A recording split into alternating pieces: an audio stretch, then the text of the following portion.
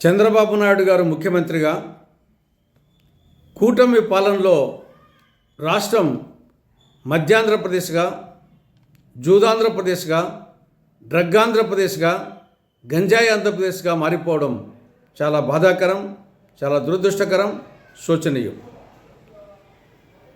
మద్యం పాలసీ ఎలా తయారైందంటే మండలానికి 4 మద్యం షాపులు, 40 బెల్ట్ షాపులు అనే విధంగా తయారైంది. మద్యం ఏరులై పారుతూ ఉంది, విచ్చలవిడిగా దొరుకుతూ ఉంది, ఎక్కడ చూస్తే అక్కడ దొరుకుతూ ఉంది. ఇక జూదం పాలసీ ఎలా తయారైందంటే 3 జోకర్లు 6 కలావర్లు అన్న విధంగా జూదం తయారైపోయింది. హై స్కూళ్ళలో సైతం డ్రగ్స్, గంజాయి దుష్ట సంస్కృతి ప్రవేశించింది.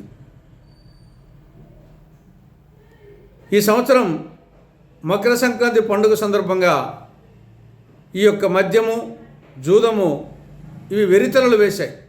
ఈ దుష్ట సంస్కృతి వెరితలలు వేసింది.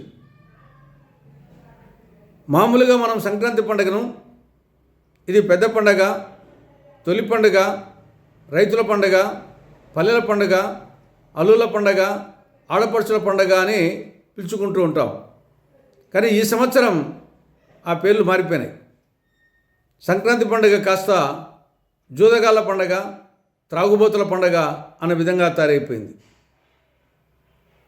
అనేక చోట్ల కూటమి నాయకులే దగ్గరుండి వాళ్ళే బరులు ఏర్పాటు చేయడం, బరులు నిర్వహించడం, కోళ్ళ పందాలు ఏర్పాటు చేయడం, లక్షల్లో కోట్లలో పందాలు పెట్టడం, అక్కడ జూదం 3 ముక్కలాట, లోపల బయట గుండాట, అక్కడ మద్యం విచ్చలవిడిగా దొరకడం,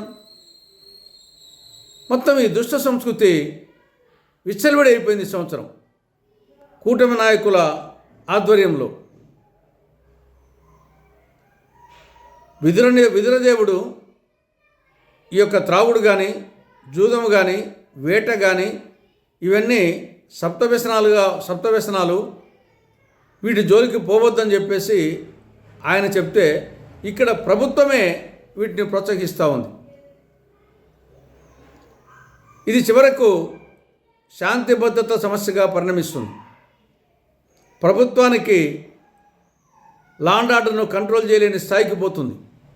కాబట్టి ఇప్పటికైనా రాష్ట్ర ప్రభుత్వము పునరాలోచించి భవిష్యత్తులో ఇటువంటి సంఘటనలను ప్రోత్సహించకుండా, ఇటువంటి పునరావృతం కాకుండా చూసుకోవాల్సిన అవసరం ఎంతైనా ఉంది.